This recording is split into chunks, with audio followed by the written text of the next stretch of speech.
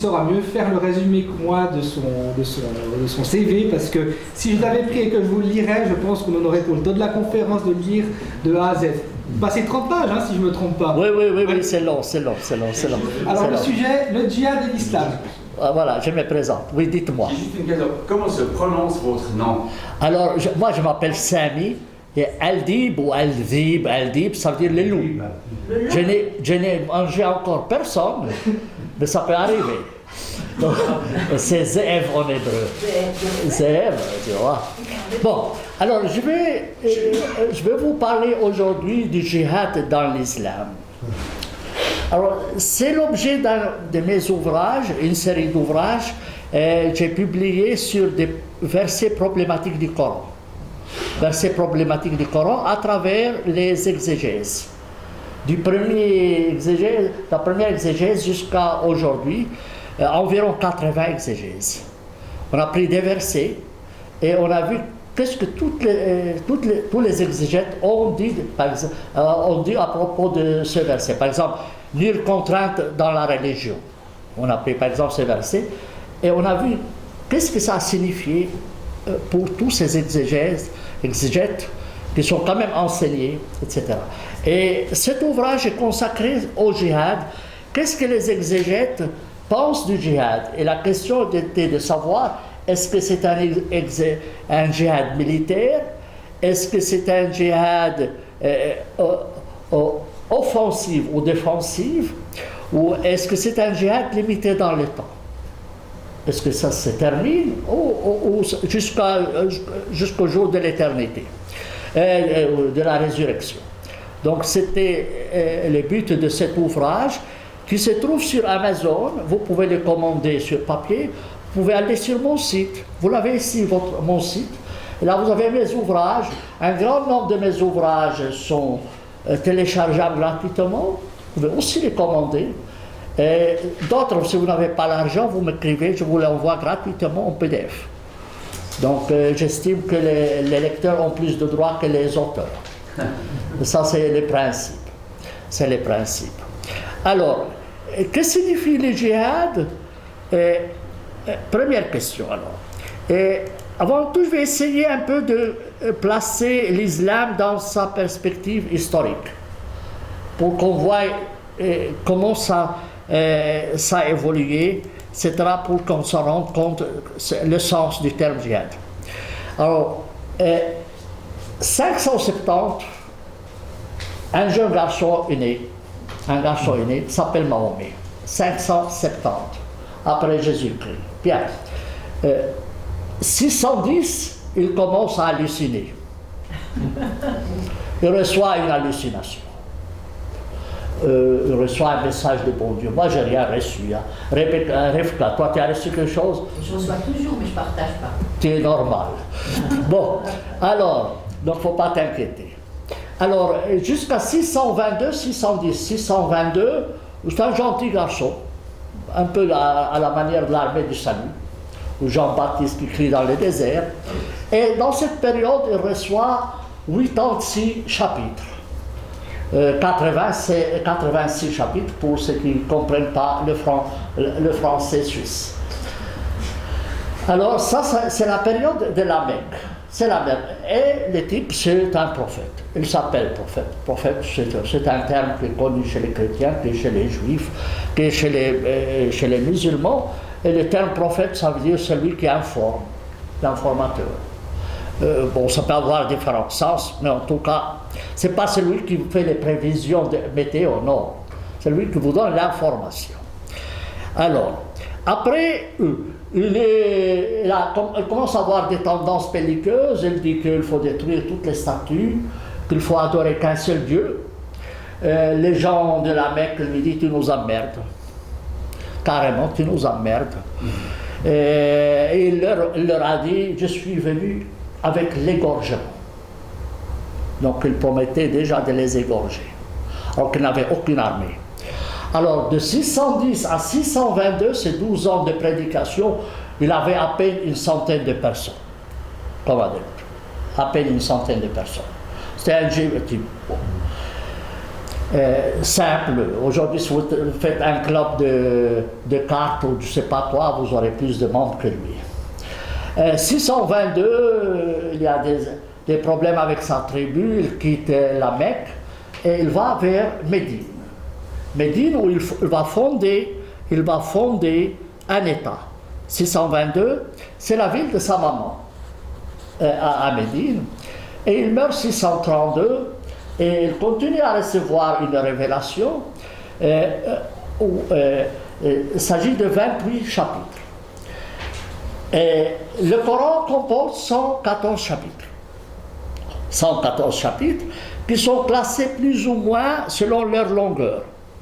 Donc on ne sait pas quand est-ce que ça a commencé la révélation, quand est-ce que ça a terminé. Et c'est la raison pour laquelle moi j'ai reclassé les chapitres par ordre chronologique. Pour qu'on sache comment ça a évolué la conception du Coran. Et ça c'est ma traduction française du Coran. Donc elle a l'avantage, c'est qu'en français c'est l'unique édition française pour le moment qui classe, il y en avait une de Placher, il n'est plus dans le marché, classe les chapitres selon l'ordre chronologique. Je vous avertis d'avance qu'il y a des disputes. Certains disent que Mahomet n'a jamais existé, que la Mecque n'a jamais existé, et que le Coran lui-même, en fait, ça a été écrit plutôt entre la Syrie et l'Irak, n'a rien à foutre avec la Mecque ou la Médine. Mais les musulmans croient, Dieu confère, que ça provient du bon Dieu. Et que c'est à la Mecque qu'il a commencé à le recevoir. Et c'est ainsi qu'ils le conçoivent. Et l'ordre chronologique dont je parle ici, il est admis par 99% des musulmans, mais personne ne peut vous garantir que c'est le vrai. Personne. Mais ça a un sens dans le sens qu'on peut voir l'évolution. Dans la première partie du Coran, on a plutôt des versets pacifiques, et avec le départ à la Médine, le type devient agressif. Il devient un prophète armé. Et du temps de la Mecque, il était marié à une femme qui était plus âgée que lui, qui lui tenait bien l'oreille. Oui, il lui tirait l'oreille, il était sage. Il n'avait qu'une seule femme, et à peine elle est morte. Elle commençait à courir le jupon. Bien, elle commençait, toute femme qu'il voyait, il pouvait la prendre. Bien, sur autorisation du bon Dieu. Le bon Dieu a un bon dos quand même. Il arrange bien les gens. Alors, voilà. Donc, l'ordre que je vous mets ici dans le Coran, c'est celui qui est admis par l'Azhar. L'Azhar, c'est un peu le Vatican des catholiques. Et ça permet donc de connaître l'évolution, de la pensée ou de l'enseignement de l'islam. Et ce qui est intéressant dans l'islam, c'est le concept de l'abrogation. C'est-à-dire que les versets ultérieurs abrogent les versets antérieurs. Postérieurs abrogent les versets antérieurs. Parce qu'en fait, il y a des versets pacifiques et il y a des versets agressifs. Alors, qu'est-ce qu'il faut suivre? Est-ce que c'est les versets pacifiques ou est-ce que c'est les versets agressifs? Et dans la partie mécoise, il n'y a pas coupé les mains, coupé les pieds. Par contre, il y a coupé les mains et les pieds dans la partie médinoise. Alors, qu'est-ce qu'il faut suivre? Est-ce qu'il faut suivre le Coran de la Mecque ou est-ce qu'il faut suivre le Coran de la Médine? Alors, le concept dans l'islam, c'est qu'on prend l'islam tel qu'il a abouti et non pas tel qu'il a commencé. Il a commencé pacifique, mais ça on ne vous l'enseignera jamais. Ce qu'on vous enseignera plutôt l'islam comme il a abouti. Ça, c'est l'abrogation dans le temps. Mais à côté de cela, il y a l'abrogation selon la faisabilité. Ça veut dire quand vous êtes faible, vous allez invoquer les versets pacifiques. Quand vous êtes fort, vous allez invoquer les versets agressifs. Donc il y a double abrogation, l'abrogation dans le temps et l'abrogation dans la faisabilité. Évidemment, quand vous voyez une jolie biche, ma biche, jusqu'à ce que tu l'aies attrapée, après tu la mets à la marmite. Ce n'est plus ma biche. Tu es bon à manger, ma biche. Tu vois? Donc tu es obligé d'être gentil avec la biche jusqu'à ce que tu l'aies attrapée. Et après, c'est fait. Alors voilà donc la conception musulmane essentielle. Un seul est parti contre cette idée, c'est Mahmoud Mohammed Taha. C'est un penseur soudanais. Lui, il a dit non, moi je prends plutôt l'islam tel qu'il a commencé et non pas tel qu'il a abouti. Parce que, en fait, l'islam, le vrai islam, c'est la première partie, et après, comme les gens étaient trop têtus, et ça ne marchait pas, comme je vous ai dit, il n'avait que 100 personnes, alors il a dit, bon, alors je vais essayer d'autres méthodes. Il a dit, voilà, elle porte l'épée, elle commence à tuer les gens, à les déposséder, à distribuer les femmes, les esclaves, etc. Évidemment, elle est devenue plus intéressant. Et les gens, évidemment, elle avait quelque chose à gagner. Et c'est là que sa tribu, son groupe, a grandi. Alors, le concept du djihad, donc, provient en fait de la deuxième partie de l'islam. Donc, de la période médinoise et pas de la période mécoise, bien qu'on commence à sentir que le type va mal virer. On commence à sentir qu'il va mal virer. Alors, que signifie le terme djihad? Je prends le dictionnaire Larousse en ligne, puisque c'est le dictionnaire de référence pour les francophones. Le premier, il donne deux sens. Étrangement, il met deux sens. Premier sens, effort sur soi-même pour atteindre le perfectionnement moral ou religieux. Le deuxième, c'est le combat, action armée pour étendre l'islam, éventuellement le défendre. Et il met entre parenthèses, c'est abusivement que le mot est employé au sens de guerre sainte. Ça, c'est le dictionnaire Larousse qui l'a dit. Mais en réalité, c'est tout à fait faux. C'est tout à fait faux, parce que le terme djihad n'a jamais été utilisé dans le Coran dans le premier sens. Ah oui? Jamais. Le terme djihad, dans le premier sens que donne le Larousse, n'a jamais été utilisé. Et chaque fois que les juristes ont utilisé le terme djihad, c'est dans le sens armé. Donc le Larousse commence par nous mentir. Mais par ignorance? Et non. Politiquement correct.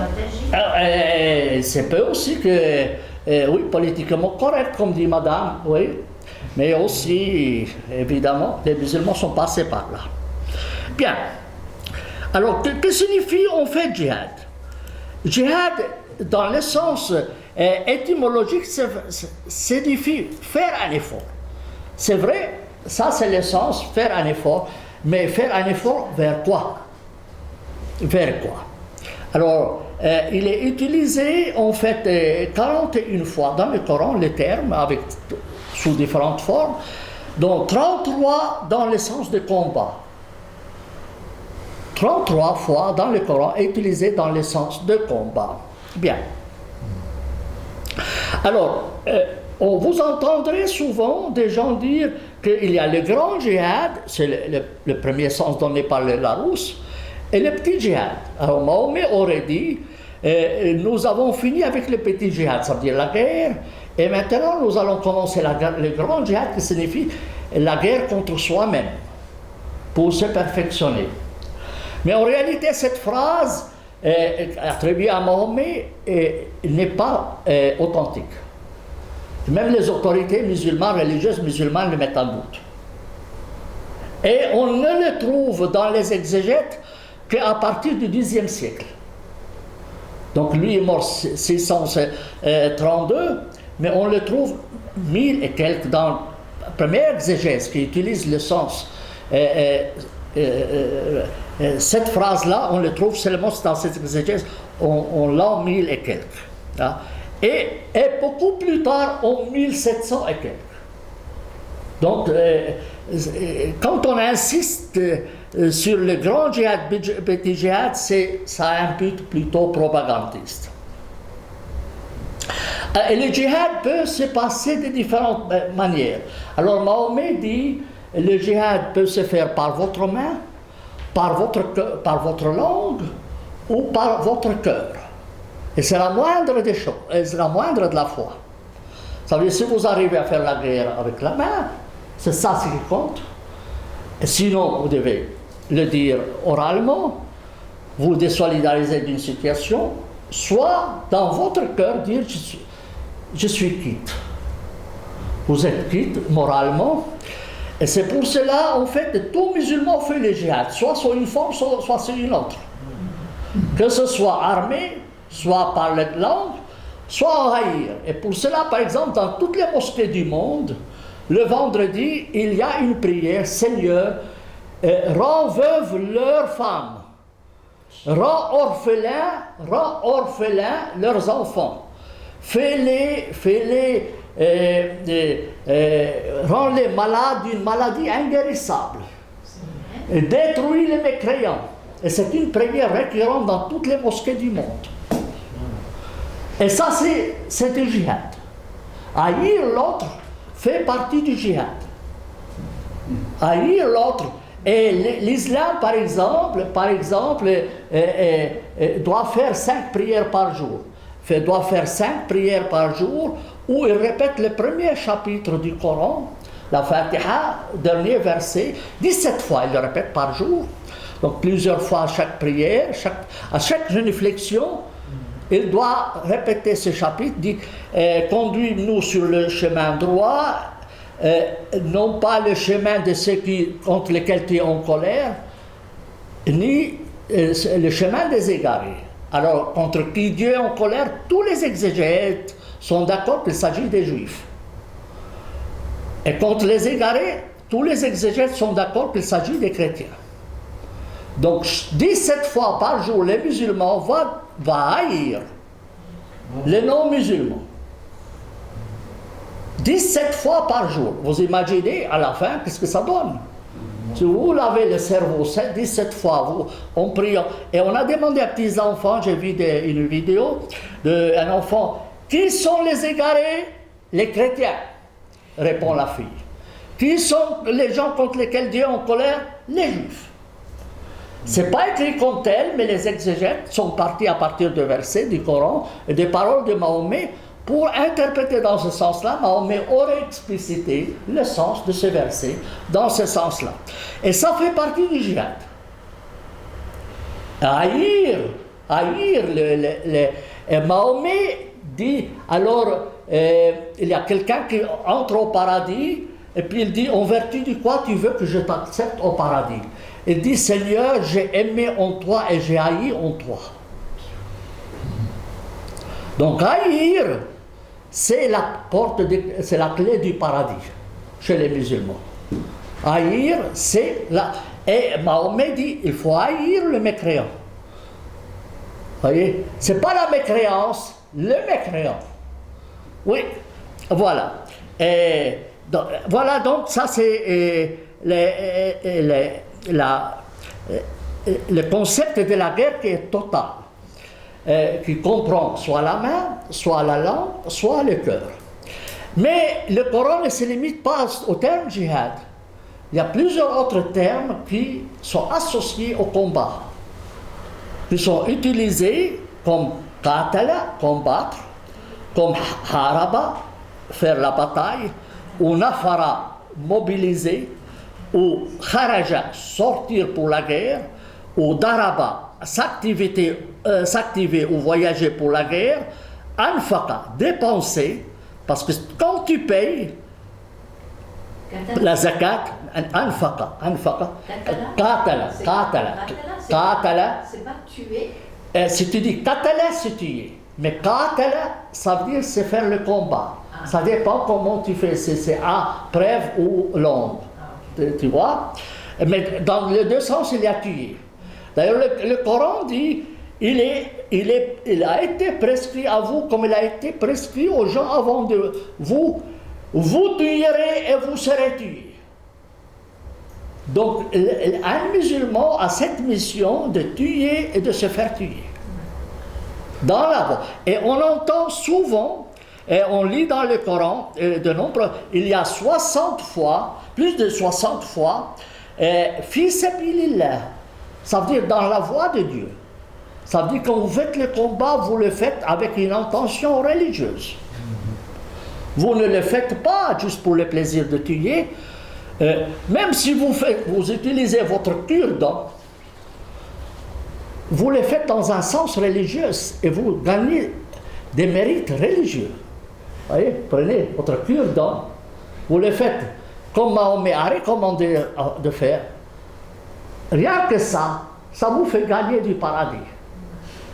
Vous voyez, et quand vous faites le combat, vous le faites toujours dans l'intention, même si vous, par exemple, vous respectez votre contrat, vous faites un acte religieux. Vous payez la zakat, la dîme, vous le faites dans un sens religieux. Tout est lié à la religion. D'accord. Alors, en fait, vous allez entendre des gens qui vous disent que l'islam c'est une religion pacifique. Ouais.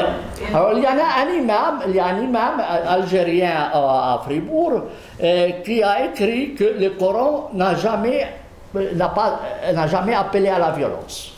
Et ça a été publié dans 2 journaux, Tout Ménage, Suisse romande, à Genève et à Lausanne. Et puis, quelqu'un m'a signalé cet article, j'ai publié d'ailleurs sur mon blog. J'ai un blog qui s'appelle Savoir ou se faire avoir. C'est tout un programme. Savoir ou se faire avoir. Alors, j'ai écrit aux 2 journaux, je leur dis, écoutez, ce qu'écrit ces messieurs est un pur mensonge. Vous permettez que je réponde? Ils m'ont dit non. Envoyez-nous une lettre des lecteurs et on verra si on peut vous la publier. Alors, j'ai reproduit son article dans mon blog et j'ai reproduit une partie, il a pris un petit ouvrage, mais tout mensonge. Il commence d'ailleurs par une citation de Bernard Shaw qui disait qu'il admirait Mahomet. C'était un pur mensonge, il ne l'a jamais dit. J'ai relevé ça, mais c'est plein de mensonges, mais bon, bref. Alors, qu'en est-il en fait dans l'islam? Si vous comprenez l'islam, comme je vous l'ai dit, l'évolution de la Mecque à la Médine, vous allez comprendre pourquoi on peut dire que l'islam est pacifique et pourquoi on peut dire que l'islam n'est pas pacifique. Alors ça dépend de quelle période. Et les juristes musulmans, pour expliquer les contradictions à l'intérieur du Coran, donc pourquoi est-ce qu'il y a des versets pacifiques quand on dit « nul contraint dans la religion », c'est joli. Ou n'agressez que ce qui vous agresse. Bon, c'est plus ou moins normal. Si quelqu'un te tape, tu peux plus ou moins, sauf si tu suis le modèle de Jésus-Christ. Mais bon. Mais en réalité, ils ont dit que l'islam est passé par 4 étapes. Et vous savez, le grand cheikh de Lazare est allé en Allemagne. Il a donné une conférence devant le Parlement allemand. Il a dit l'islam n'a jamais été une religion de guerre. Seulement, c'est une religion de défense. Ce qui nous agresse. Le même cheikh a écrit un article qui dit que le djihad est passé par 4 étapes. Mais elle n'a jamais osé, elle n'osera jamais le dire devant le Parlement allemand. Ça s'appelle péché par omission. Ça s'appelle péché par omission. Évidemment, les parlementaires, soit ils sont trop gentils, ils n'osent pas les contredire, soit ils sont ignorants, et puis on laisse passer la chose. Mais des journalistes égyptiens lui ont dit, écoute, là, tu as menti. Mais c'est pas de la gentillesse c'est une qualité. Oui, mais c'est comme ça. Rivka, tu t'étais maintenant. Tu es d'accord? Bien, c'est moi qui donne l'ordre. Bien, alors, la première, alors il y a 4 étapes dans l'islam. La première étape dans l'islam, ma mère s'appelle Rivka. Rivka était autoritaire. Alors j'ai juste de l'autorité envers Rivka qui porte le même prénom de ma maman. Alors, première étape dans l'islam, c'est interdiction de répondre à l'agression. C'est la première étape. Et forcément, vous n'avez pas les moyens. Alors, faites de la dissimulation. Faites de la dissimulation. Alors, il y a un verset qui dit « Appelle à la voix de ton Seigneur par la sagesse et la bonne exhortation, dispute avec eux de la meilleure manière. Ton Seigneur sait le mieux qui s'est égaré de sa voix et il sait le mieux qui sont les dirigés. » Et vous avez le M, là, M, ça veut dire que c'est un verset, mais quoi? Parce que l'avantage de mon édition, c'est chaque verset, il est marqué s'il est M, mais quoi, ou H, ça veut dire Hégir, après même. Comme vous pouvez situer la tonalité, vous comprenez la tonalité du verset, en vertu de ce petit signe M. Et puis le M, ça, oui, le M c'est le Mécois, le 70 c'est le chiffre chronologique, donc c'était jusqu'à 86 c'est Mécois, le 16 c'est l'ordre normal et le verset 125. Bien, alors ça c'est la première étape, d'accord? Repousse le méfait de la meilleure manière. C'est gentil. De nouveau là, c'est M. C'est toujours Mécois. Et ne disputez avec les gens du livre que de la meilleure manière. Les gens du livre, c'est les juifs et les chrétiens. Mais de nouveau, c'est un M. Comprenez? Là, vous saisissez. Le bienfait et le méfait ne sont pas égaux. Repousse le méfait de la meilleure manière. Et voilà que celui avec qui tu avais une inimitié devient comme un allié ardent. C'est extraordinaire ces versets, on n'a rien à dire. Mais c'est toujours un M. Toujours un verset, mais quoi? Donc on peut le situer tout de suite. Quel est le sens de ces versets? À cette étape, donc, le Coran demande aux croyants, aux musulmans, de ne pas recourir à la guerre, même s'ils sont agressés. Endure, ton endurance n'est qu'avec l'aide de Dieu, ne t'attriste pas à leur sujet et ne te sens pas à l'étroit à cause de ce qu'ils complotent. Là, il y a un H. Là, il y a un H, mais c'est un chapitre 70 qui normalement est un chapitre mécois, mais qui est un verset qui s'est glissé dans les chapitres mécois. C'est très drôle parce qu'il y a deux versets médinois qui ont glissé dans les chapitres mécois. Pour une raison ou une autre, je ne sais pas, mais il n'est pas un chapitre médinois, c'est un chapitre mécois. Le M c'est Médine ou Mecque? Le M, moi je fais Mecque. M c'est Mecque. H c'est Hégir. Moi je fais, pour la distinction entre les deux M, Mecque et Médine, je fais Hégir et Médine. Alors, mais jusqu'à 86, c'est mécois. Et c'est un chapitre 70, donc normalement le verset devait être médinois. Il est mécois, mais ils l'ont marqué par un H.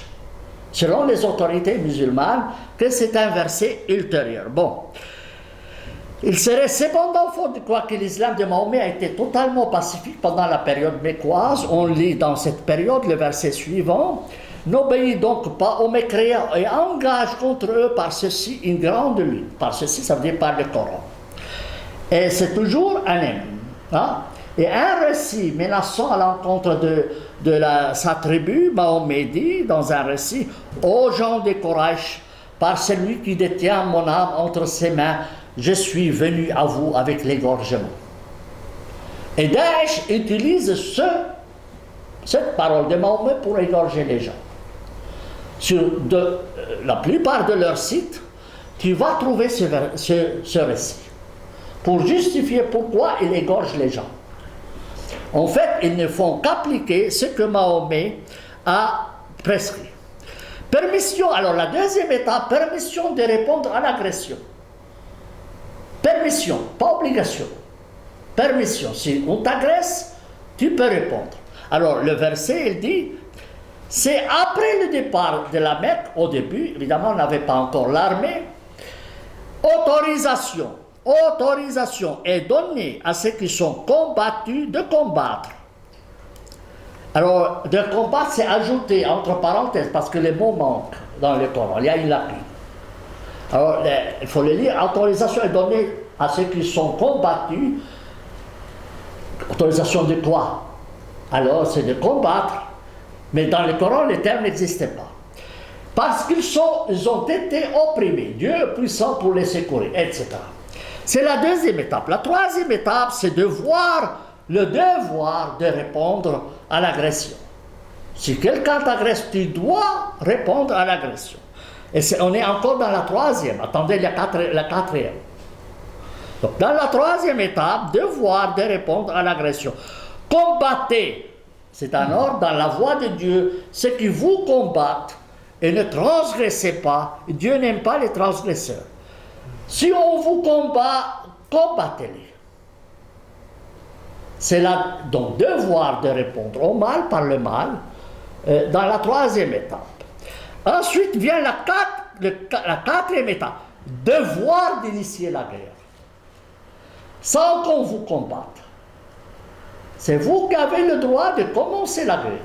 Et ça s'appelle la guerre d'initiation, ou la guerre initiée, ou la guerre de demande. C'est toi qui demandes la guerre. Alors, et en fait, contre qui il va se combattre? Contre les apostats. Ça veut dire, après la mort de Mahomet, il y a des gens qui ont dit, nous, on a donné notre allégeance à Mahomet, il est mort, on est quitte, on fout le camp. L'islam a considéré, les musulmans ont considéré cela comme un état de guerre.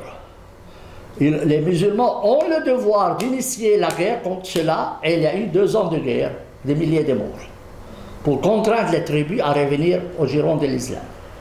D'accord? Ça, c'est le premier groupe. Et deuxième, contre les rebelles. Rebelles, ça veut dire les sectes. Par exemple, les Alaouites, en Syrie, ou bien les Druzes. Alors, Ibn Taymiyyah concite souvent, mais il n'est pas le seul. Alors, il dit qu'ils sont plus mécréants que les chrétiens et les juifs. Les Alaouites et les Druzes, si tu les vois, il faut les égorger. Ibn Taymiyyah dit. Et donc, ils sont dans une situation pire que les juifs et les chrétiens.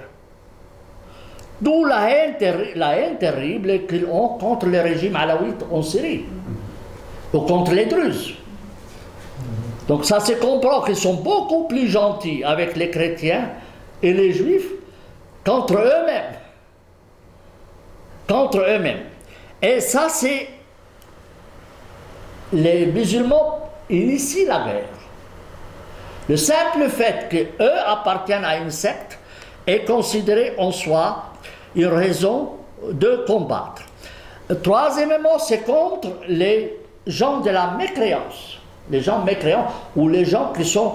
Alors, vous expliquez qu'est-ce que ça signifie cela. En fait, les juristes musulmans ont créé ce concept Dar el-Harb ou Dar el-Kofr. Ça veut dire Dar el-Harb, c'est la terre de la guerre.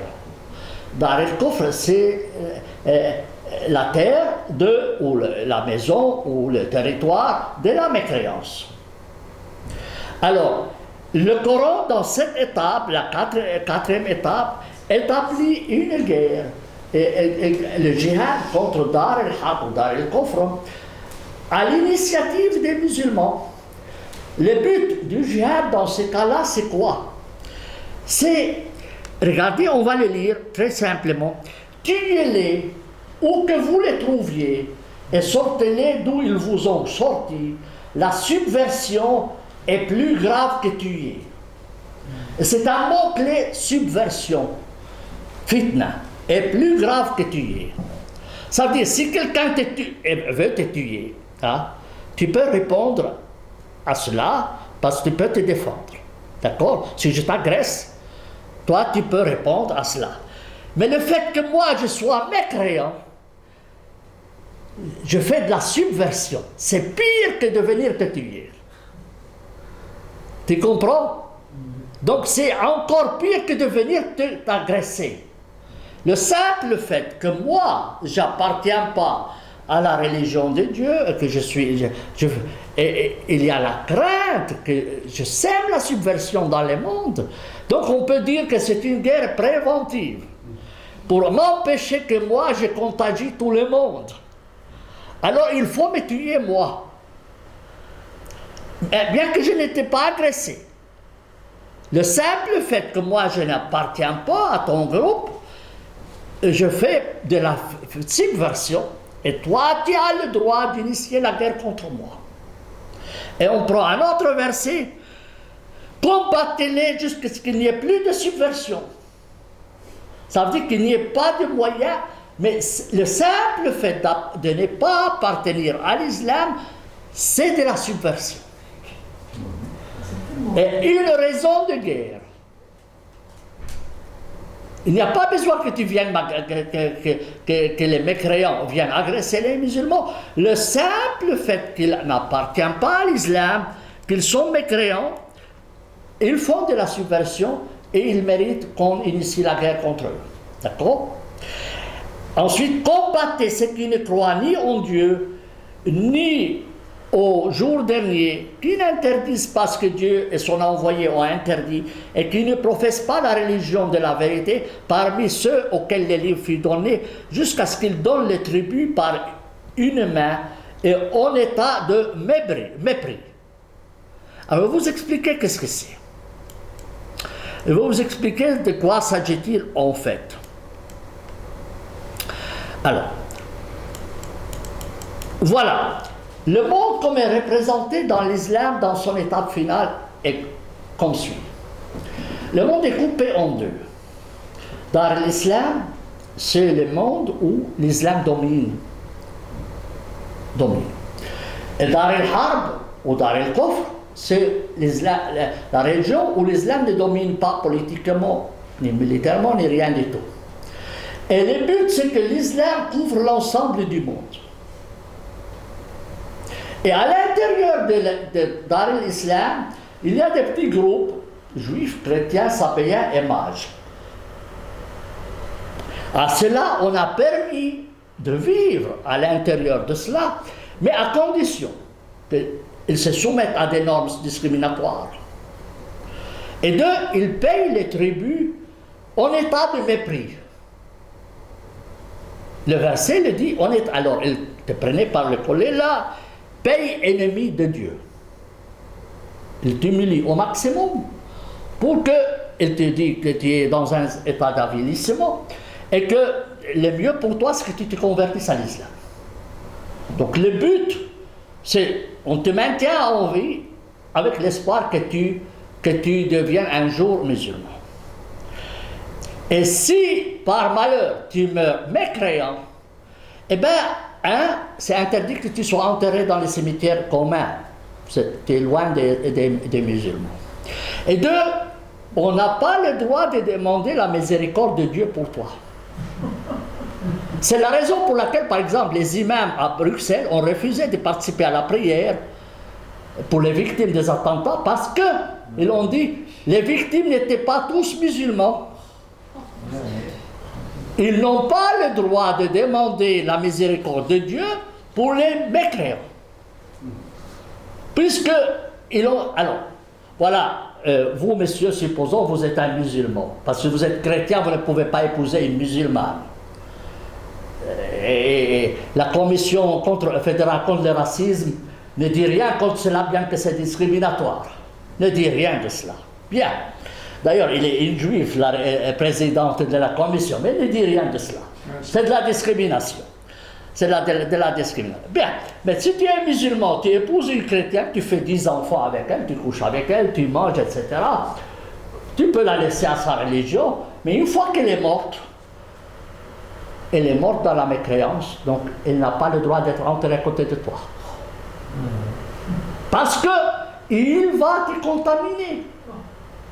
Parce que les mécréants souffrent dans la tombe. C'est la raison pour laquelle les musulmans réclament des cimetières séparés. Vous comprenez? Et ça, la commission contre le racisme ne dit rien contre ça. Et c'est ça, pour cela, moi j'ai toujours lutté contre les cimetières religieux. N'est-ce pas? Je ne veux pas vous raconter. J'ai écrit d'ailleurs un livre sur ce sujet. Alors, voilà donc la situation. On va continuer. Alors, et on va revenir peut-être à un point avant un point. Les juristes musulmans sont d'accord sur le fait que le chef de l'État doit faire au moins une fois par année la guerre contre les pays mécréants pour les conquérir. Au moins. Et il ne peut pas faire la paix avec eux que s'ils sont en état de faiblesse. S'ils sont faibles, ils peuvent faire la paix. Et la trêve ne peut en aucun cas dépasser 10 ans. Pour cela, les musulmans n'admettent jamais les frontières étatiques. Parce que l'islam doit toujours progresser. S'il accepte les frontières étatiques, il ne peut plus aller de l'avant. Donc dans l'islam, c'est interdit, les frontières étatiques ne sont pas garanties pour les musulmans. N'acceptez pas la garantie des frontières. L'islam doit toujours, les frontières doivent toujours bouger. Et jamais ça ne doit dépasser les 10 ans, la paix. Et c'est une guerre défensive, offensive, pas défensive. Bien, il y a même un cheikh qui a dit, pourquoi nous sommes pauvres en Égypte? C'est dans une vidéo. Parce que nous avons cessé le djihad. Imaginez-vous, dit-il, si nous faisions le djihad, alors on ira dans un pays et chacun retournera avec 10 têtes. Disons, 3 femmes, 4 garçons, 2 filles, etc., etc. Et après, quand il a besoin, il va les vendre au marché. On aurait pu se faire beaucoup d'argent, c'est mieux que d'aller travailler dans les pays occidentaux, il dit, dans une vidéo. Il le dit en toute franchise. Il dit, nous sommes devenus pauvres du moment où nous avons cessé le djihad. Parce que c'est une religion qui vit sur les autres, c'est des charognards. C'est des charognards qui, en fait, il le dit clairement. Nous devons faire la guerre pour pouvoir prendre l'argent et les femmes des autres. Mahomet, d'ailleurs, promettait à ses compagnons, faites le combat, les razzias, ça s'appelle Ghazawat, c'est les razzias, vous hériterez les femmes des blancs, Alors, vous avez vu l'agression sexuelle en Pologne. Ça fait partie de cela. Ça fait partie de cela. C'est Mahomet qui le disait. Bon, alors, vous voyez donc la conception. On va continuer, on ne va pas faire long. Alors, Abou Youssouf, il dit, on ne peut pas consentir, il n'est pas permis aux représentants de l'imam de consentir la paix à l'ennemi quand il a sur eux la supériorité de force. Mais s'il l'a voulu ainsi que les amener par la douceur à se convertir ou à devenir tributaires, il n'y a pas de mal à le faire jusqu'à ce que les choses s'arrangent de leur côté. Donc on ne peut pas le faire et les juristes insistent parce que Mahomet avait fait une trêve pour 10 ans et après il a rompu le pacte. Mais les juristes disent maximum de la paix c'est 10 ans. Le moyen de faire la guerre. Alors, une guerre en général ne se limite pas aux combattants ou aux djihadistes et aux armes utilisées à proprement dit. Elle est précédée d'un conditionnement de la population, de la réunion de moyens financiers, d'émulation pour les soldats et de l'équipement des combattants. Forcément, il y a les 4 éléments. Il faut conditionner les gens. Alors, quel est le conditionnement des gens? L'islam sème la haine contre tout ce qui n'est pas musulman. Ça fait partie de la guerre. Parce que comme je vous ai dit, la guerre se fait soit par les mains, soit par la langue, soit par le cœur. Et la haine de l'autre, elle est institutionnalisée dans l'islam.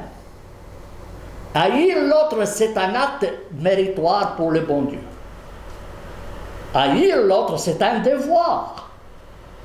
Tu ne peux pas entrer au paradis si tu ne haïs pas l'autre. Vous voyez, alors, il y a beaucoup de fatwas. Est-ce qu'on peut maudire le mécréant? C'est un devoir de maudire les mécréants. Est-ce qu'on peut demander les malheurs pour les mécréants? C'est un devoir de demander les malheurs pour les mécréants. C'est une religion de haine. Et dans un sens où ça vous procure des mérites religieux.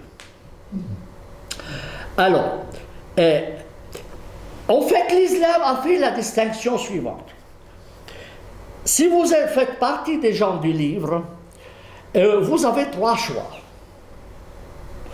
1, vous devenez musulman, parfait. Donc, vous êtes musulman. 2, vous payez, vous restez à votre religion, mais vous payez les tributs des vaincus. et vous vous soumettez à un ordre discriminatoire. Par exemple, vous devez porter des signes distinctifs.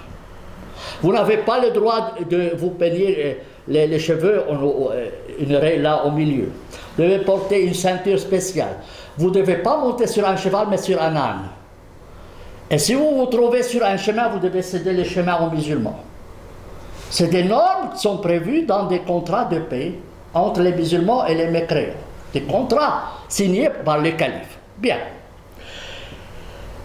Et si vous n'acceptez ni l'une ni l'autre, c'est l'épée. On vous tue. Soit vous devenez musulman, soit vous acceptez les conditions, soit on vous tue. Oui. Mais si vous n'êtes pas gens du livre, ça veut dire ni juifs ni chrétiens, ou zoroastriens, ou choses comme ça, mais bon, principalement c'est les juifs et les chrétiens, vous n'avez que deux choix. L'islam ou l'épée.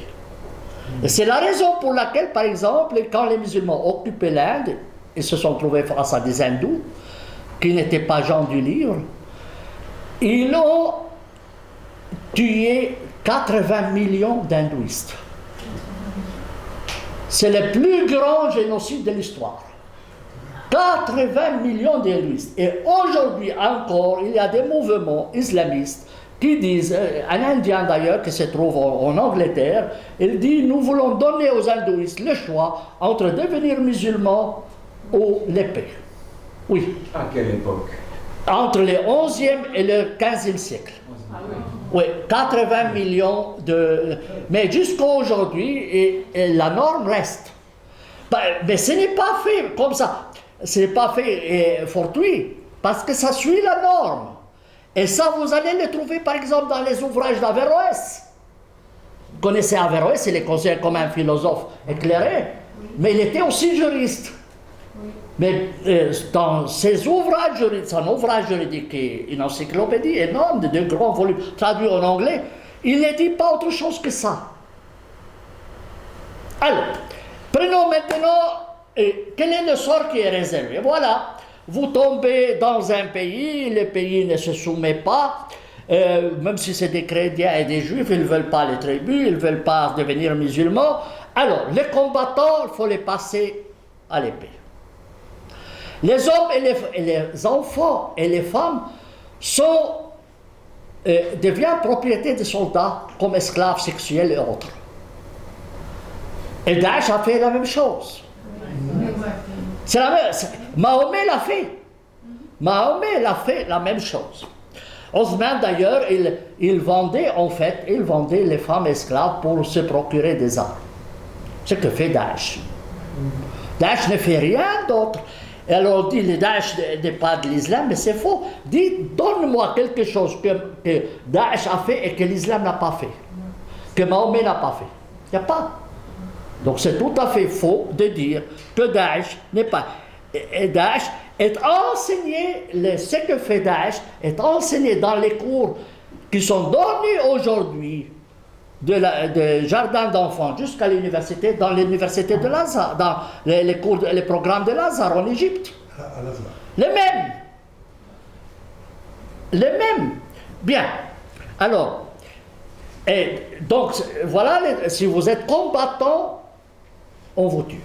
Si vous êtes femme et enfant, vous êtes distribués comme esclaves. Comme esclaves. Bien. Voilà. Alors, premièrement, donc, émulation de la population, ça veut dire, un conditionnement de la population, dire les autres, c'est des mécréants, il faut les combattre, c'est les ennemis de Dieu, etc. Le deuxième moyen, c'est le financement. Vous savez, l'argent, c'est la nerf de la guerre. Vous le savez, c'était une fameuse phrase d'ailleurs de Cicéron. Alors, plusieurs versets du Coran incitent les croyants à dépenser dans la voie de Dieu. Dans la voie de Dieu, fi sabilillah, c'est toujours le combat. D'accord? Et souvent, il dit, ne sont pas égaux, c'est parmi vous qui ont dépensé et combattu avant la conquête et ceux qui ont dépensé et ont combattu après. Ceux-là ont un degré plus élevé. Ils fait toujours le combat, le Coran, combattez par vos biens et par vos personnes. On a toujours ces deux expressions ensemble. Vous devez combattre par vos biens et par vos personnes. Et l'argent dans le Coran passe avant la personne. Dans tous les versets où il est question de combattre par l'argent et par la personne, l'argent passe avant la personne. C'est étrange. Ça veut dire qu'il comprenait l'importance de l'argent parce que et le soldat, il faut bien lui donner un cheval pour combattre. Il n'a pas les moyens, il n'a pas les armes. Donc il y a des gens qui payaient et le financement. Alors, ce qui est intéressant, c'est qu'en fait, les musulmans doivent payer un impôt. Un des objectifs de cet impôt, qui est la zakat, qui est payée d'ailleurs en Suisse aussi, est d'aider pour le combat, pour le djihad. Donc, tout musulman, en fait, participe financièrement au djihad. Même s'il ne le fait pas physiquement, il le fait à travers l'argent. Vous comprenez? D'ailleurs, les frères musulmans en Suisse envoient à toutes les personnes qui ont un nom plus ou moins arabe pour leur demander de payer la zakat. Mais dans le Coran, il est écrit clairement que cette zakat s'adresse à 8 catégories. Une de ces catégories, c'est dans la voie de Dieu. J'ai écrit d'ailleurs un livre sur la zakat. Un livre, vous pouvez le télécharger ou l'acheter comme vous voulez. Un autre élément important, c'est l'immigration.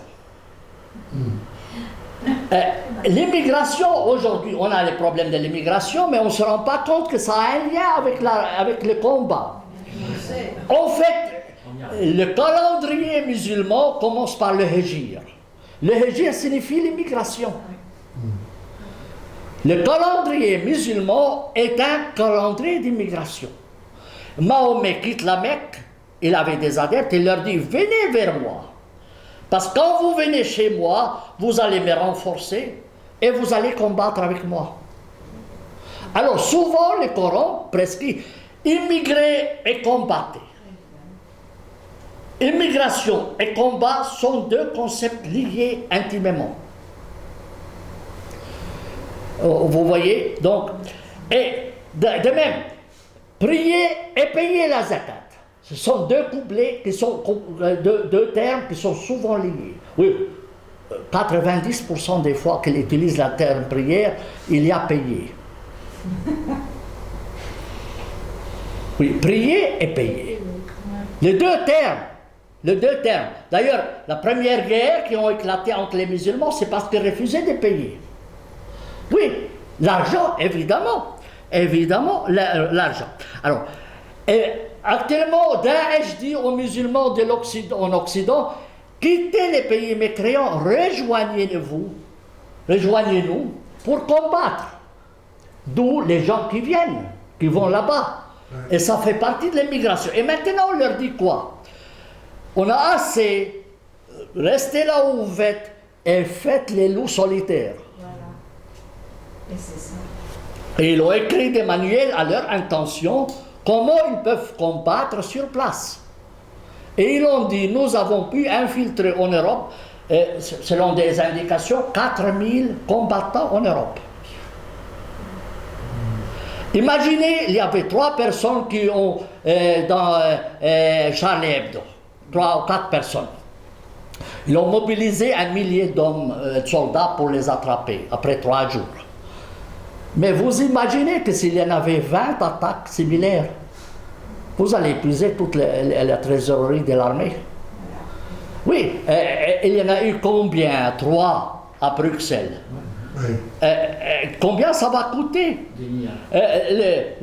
L'aéroport de Bruxelles paye chaque jour 7 millions d'euros fermeture, pour que vous compreniez. Donc, imaginez qu'il y en a, pas les 4000 qui commencent une agression. Quel pays peut supporter? Alors, en arabe, on nous dit, vaut mieux avoir 1000 ennemis hors de la maison qu'un seul à l'intérieur de la maison. C'est un principe. Parce que tant qu'il est dehors, vous fermez la porte. Mais une fois qu'il est dedans, il est foutu. C'est foutu. Alors, quelle est la solution? Quelle est la solution? Moi, je ne vais pas vous faire l'homme, mais je vais quand même continuer et suivre. Alors, le combat, est-ce que c'est une obligation individuelle ou c'est une obligation collective? Ça veut dire, prier, vous êtes obligé de prier chacun. C'est une obligation individuelle. Une société doit avoir par contre un médecin. C'est une obligation collective. Pas que tous doivent être médecins, mais au moins il faut un médecin. Ça s'appelle une obligation collective. D'accord? Alors il y a une obligation individuelle et une obligation collective. On fait la distinction. Elle est où la guerre? Alors il dit la guerre, ce n'est pas une obligation individuelle, mais collective, sauf si le chef de l'État mobilise. Si le chef de l'État mobilise, alors ou que votre pays est occupé, ou qu'il y a des rebelles qui s'attaquent au chef de l'État, il y a des versets qui justifient chaque situation, là ça devient individuel. Toute personne doit participer à la guerre. D'accord? Bien. Alors, on va... vous êtes dispensé de la guerre si vous êtes malade ou si vous êtes, je ne sais pas, vous n'avez pas les moyens, etc. On ne va pas passer en émulation des combattants. Il faut encourager les combattants. En quoi? Un, ils ont une partie du butin. Et deux, ils reçoivent les femmes et les esclaves. Et trois, le paradis. Pour cela, si vous êtes un voyou, voilà, vous, messieurs, par exemple, vous êtes un voyou, ce qui n'est pas le cas, j'espère. Oui, mais vous voulez vous faire pardonner. Mais c'est simple, messieurs, allez combattre. Allez chez Daesh, Dieu vous pardonnera tous vos péchés. C'est ça ce qui se passe, c'est que beaucoup de ces terroristes sont des voyous. Et après, ils se disent, comment je veux me faire pardonner? Eh bien, c'est fait. Mais ça, c'est dans les normes islamiques, c'est pas moi. La seule chose qui n'est pas pardonnée, c'est les dettes. L'argent. Oui, toujours de l'argent. Si voilà, vous m'avez prêté de l'argent, eh bien, je meurs martyr et Dieu ne va pas me pardonner ce péché de n'avoir payé la dette. Vous voyez? Voilà. Ah, la caméra. Vous avez compris? Bien. Déroulement de la guerre, je ne vais pas entrer dans les détails, sont réservés. Ça, je vous en ai parlé. La doctrine actuelle. Est-ce que cette doctrine vaut toujours? Alors, vous connaissez la Sorbonne. Et un professeur égyptien, vous savez, le grand cheikh de Lazare dont je vous ai parlé, il est docteur de la Sorbonne. Un autre docteur de la Sorbonne, juriste, il a écrit un livre, il s'appelle Loi pour les armées musulmanes. Il dit, aujourd'hui, les guerres sont régies par les conventions de Genève. Les conventions de Genève règlent la situation des guerres. Il dit, ce sont des normes écrites par des mécréants. Donc, on ne peut pas les accepter. Et il a établi un projet de loi publié en Égypte. Et rien de ce qui sort sur les religions n'est autorisé, sans qu'elles soient autorisées implicitement ou explicitement par Lazare, donc approuvé par Lazare, dans lequel il écrit clairement que si jamais un chef d'État occupe un autre pays, les femmes seront prises comme esclaves, les enfants, etc. Les mêmes règles que je vous ai décrites, à la lettre. Et c'est un livre qui est diffusé, moi je l'ai scanné, et je l'ai mis sur Internet pour que les gens ne me disent pas que je mens. J'en ai traduit les versets les plus croustillants, mais c'est les articles les plus croustillants, mais c'est clair et net. C'est clair et net. Ils n'ont pas bougé d'un seul centimètre. Les normes islamiques sont les... Alors, vous connaissez, messieurs, le principe des tortures. Vous avez vu une tortue terrestre, messieurs? Vous avez vu une tortue terrestre? Vous savez qu'elle hiberne? Elle hiberne 4 mois, messieurs, pendant l'hiver. Vous croyez qu'elle est morte? Détrompez-vous, elle n'est pas morte. Avec le premier coup de soleil, elle se réveille. C'est la même chose avec les normes islamiques. Les normes islamiques, vous pouvez penser qu'elles sont mortes, mais elles ne sont jamais. Les statues de Bouddha en Afghanistan étaient 1000 ans là-bas. Et puis tout d'un coup, un fou, il vient, avec un coup de soleil, il se réveille. On a oublié de détruire les statues, on va tuer 1000 vaches pour se faire pardonner par Dieu, pour avoir laissé ces statues, et puis il les a dynamités. Et comme c'était des talibans, c'est des étudiants en théologie, ils ne savaient pas descendre ça, qui les ont détruits? C'est les frères musulmans égyptiens qui étaient là-bas. Oui. Et la première chose qu'ont proposé les frères musulmans quand ils sont arrivés au pouvoir en Égypte, c'est quoi? Détruire les pyramides et les sphinx. Mais vraiment. Oui, oui. On leur a dit, mais quand même. Il dit, mais c'est nous qui avons détruit les statues de Bouddha. Il l'a dit à la télévision. Il l'a dit clairement. Il l'a dit clairement. Alors, les normes peuvent vous sembler mortes, mais non, elles ne sont pas mortes. Elles sont toujours là. Donc, et aujourd'hui encore, ça c'est enseigné dans toutes les universités du monde musulman. Ces normes sont enseignées. Donc, les Nations Unies, tout ce que vous voulez. Alors je ne vais pas entrer dans tous les détails. Mon livre sur le djihad est disponible sur Internet, gratuitement. Vous pouvez aussi le commander. Et il y a énormément de vidéos qui vont dans ce sens-là. Il y a par exemple une vidéo de Sharia for Belgium, où il dit clairement, les types, nous sommes venus en Belgique, c'est un Marocain repris de justice en fait, et il est pour drogue, s'il entre au Maroc, parce qu'il est d'origine marocaine, serait condamné à mort pour trafic de drogue. Bien, lui il dit, nous sommes venus en Belgique pour rester, pour établir une république islamique. Et si ça ne leur plaît pas que nous portions le voile, ils n'ont qu'à changer de pays.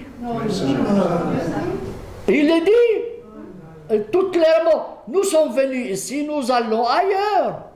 Aussi, étendre notre pouvoir jusqu'à ce qu'on libère nos frères palestiniens et occuper tous les pays, etc.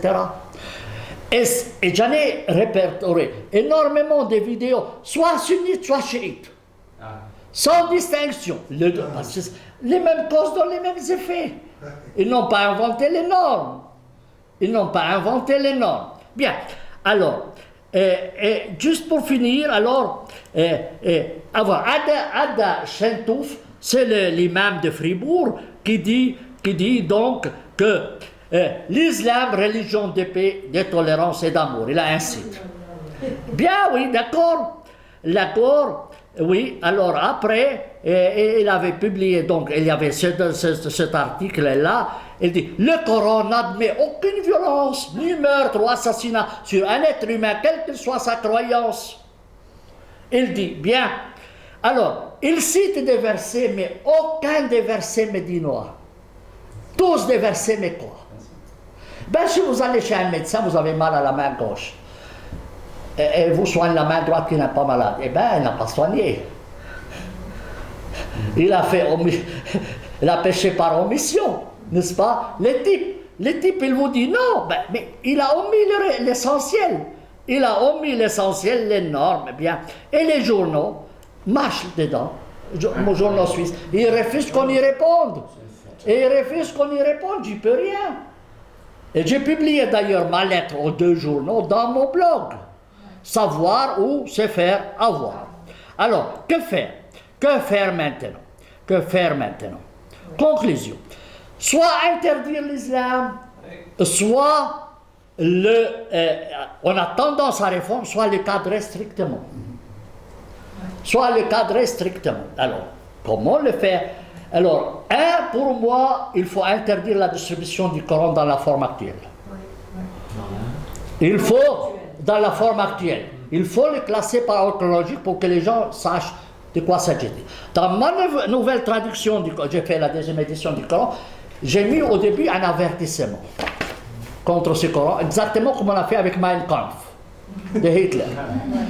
Et dans mon édition anglaise, française, italienne et arabe, c'est écrit « Avertissement au lecteur, ce Coran comporte des normes contraires aux droits de l'homme, il faut le lire dans son contexte historique, etc. » Et j'ai donné une liste des normes que le Coran viole. D'ailleurs, la Cour européenne des droits de l'homme a dit que la charia est contraire aux droits de l'homme. Dans 2 de ses décisions. Alors moi, pour moi, il faut aller à la base, puisque c'est le Coran qui est la base. Il faut interdire la distribution du Coran dans la forme actuelle et exiger qu'il y ait un avertissement comme avec Mein Kampf. Aussi bien dans les universités que dans les mosquées. Interdire la distribution du Coran dans la forme actuelle sans un avertissement comme on fait avec Mein Kampf. En France, c'est interdit de distribuer Mein Kampf, sauf avec une décision d'un tribunal français. C'est connu. C'est connu. Bien, alors, ça c'est là. Une autre conception, c'est former nos imams en Europe, mais les former sur la partie médinoise et pas mecquoise et pas médinoise. Et ne pas importer des imams qui viennent de là-bas. Moi, un jour, j'ai vu un imam à Berne dans une réunion, j'ai pensé qu'il était dans un carnaval. Il ne parlait pas un seul mot de français ni d'allemand. Ils l'ont importé, je ne sais pas d'où, d'un village du fond de l'Égypte. Comment voulez-vous celui-ci qu'il enseigne quoi? C'est lui, il a appris qu'on peut tuer les mécréants, celui qui change de religion, il faut les tuer, etc. Qu'est-ce que vous voulez qu'il vous raconte ici? Eh bien, l'arbre tombe comme il est incliné.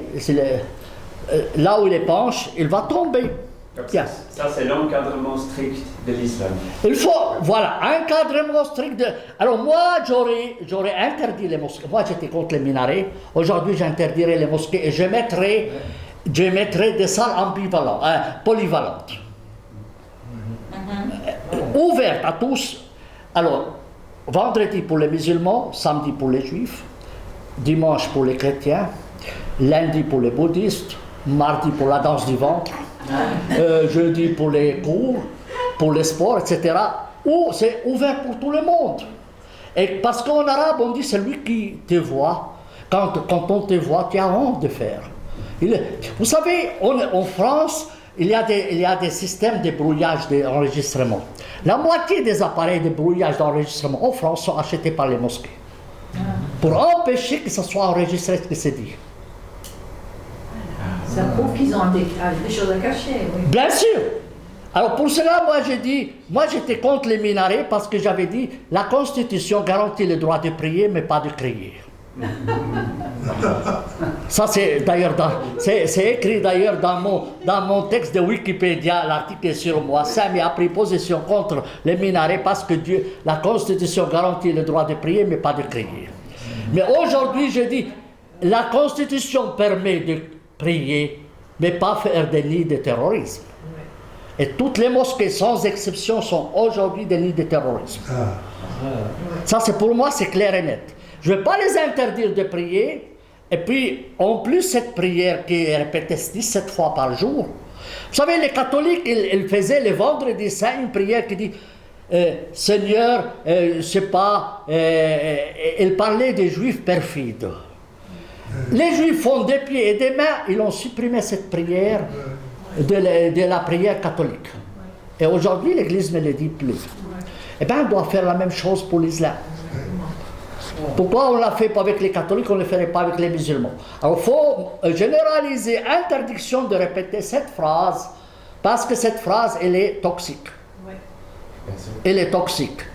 Et autre solution, c'est le problème des réfugiés, les immigrants. Qui mettaient au sens. Alors moi, j'ai une solution très simple. Prendre la moitié de l'Arabie Saoudite, faire un protectorat international et envoyer tous les immigrés dedans. Et vous savez, l'Australie a servi à ça. Tous les criminels étaient envoyés là-bas. Alors, aujourd'hui, 70%, messieurs, des prisonniers en France sont des criminels musulmans. Et là, on se fanatise. Alors, cela serait envoyé dans cette protectorat, où on leur enseignera les droits de l'homme, et où on leur donnera des Corans avec des avertissements là-dedans. Et c'est l'unique moyen. Vous ne pouvez pas le faire autrement. Alors, vous savez combien coûte un prisonnier en Suisse? Minimum 300 francs la nuit. Donc par mois, c'est 9 000 francs. Donc on a 20 000 professeurs universitaires pour rien foutre, qui reçoivent le salaire de l'université sans rien foutre dans les prisons suisses. Alors cela serait envoyé en Arabie Saoudite. Ça va vous faire beaucoup d'économies. Et pour eux, c'est un salut. Et que ce serait plus facile pour eux après visiter leur chéri Mahomet à la Mecque. C'est simple, donc c'est charitable. Vous voyez, ce n'est rien contre. Vous voyez, alors au lieu de transférer tous ces musulmans maintenant de la Grèce à la Turquie, et puis de la Turquie l'envoyer à la mort en Syrie, où ils vont retourner par la Sicile et pour la mer, on ne peut pas faire une mer. On a fait un mur entre la Macédonie, la Hongrie, etc. On ne peut pas faire un mur dans la mer Méditerranée pour empêcher les gens d'immigrer. Et si vous ouvrez la frontière, mesdames, messieurs, vous aurez en Europe 100 millions de musulmans. Absolument. Oui. Moi, j'ai une amie marocaine qui m'a dit dans sa seule ville de Tatouane, en une semaine, 18 000 jeunes ont quitté la ville pour aller en Europe pour se présenter comme réfugiés syriens. Une fois qu'ils ont mis le pied en Europe, jamais vous pourrez les retourner. Jamais. Jamais. Alors, si vous créez un État, moi, j'ai écrit plusieurs articles dans ce sens-là, je les envoyé à toutes les ambassades, etc. Et je leur ai dit, écoutez, prenez la moitié de l'Arabie Saoudite, faites un protectorat et mettez tous les réfugiés dedans. Et tout musulman qui veut quitter son pays serait renvoyé dedans. Et l'Arabie Saoudite, c'est 5 fois le territoire de la France. Alors, on prendrait la moitié du pétrole, parce qu'il y a la solidarité entre musulmans d'après la règle. Mais oui, la règle fait ça en droit musulman. On n'a qu'à appliquer leurs normes. Alors voilà la solidarité. On prend la moitié du pétrole de l'Arabie Saoudite, on crée un État protectorat international comme on a fait avec les colonies, vous voyez, et puis on les met dedans. Et puis quand ils sont un peu moins sauvages, et s'ils veulent retourner dans leur pays, on peut même leur ouvrir des universités, des écoles et tout ce que vous voulez, des hôpitaux, et on les occupe à construire des routes, des tunnels, des chemins de fer. Vous voyez, l'oisiveté, c'est la mère des vices.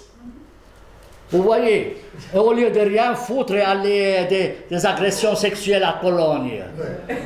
Et oui, tu les envoies là-bas avec 40 degrés de chaleur. Il n'y a pas, ça va les calmer, vous comprenez?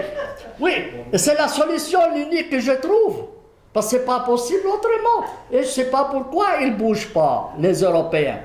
Eh bien, moi je me dis, si vous voulez vous faire enculer, personne ne peut vous l'interdire. C'est votre droit. Vous voyez, mais si vous ne voulez pas vous faire enculer, eh bien protégez votre cul. On ne veut pas, mais c'est les autres. Mais oui, mais non, mais c'est votre faute si vous vous laissez enculer. Il ne faut pas accuser les autres. Pour moi, l'Europe n'a que ce qu'il mérite. L'Europe n'a que ce qu'elle mérite, parce qu'elle ne prend pas les mesures nécessaires pour se protéger. Et c'est facile. C'est facile. La moitié de l'Arabie Saoudite, ça peut compter jusqu'à 300 millions de musulmans. Au lieu de donner tout cet argent à 3000 émirs corrompus et vers eux. Vous voyez, écoutez, je vais m'arrêter là. Je crois que j'ai assez dit. Si vous avez des questions, je peux répondre à vous, oui, dites-moi. Mais... J'ai une question sur l'ordre de... Vous permettez? Oui.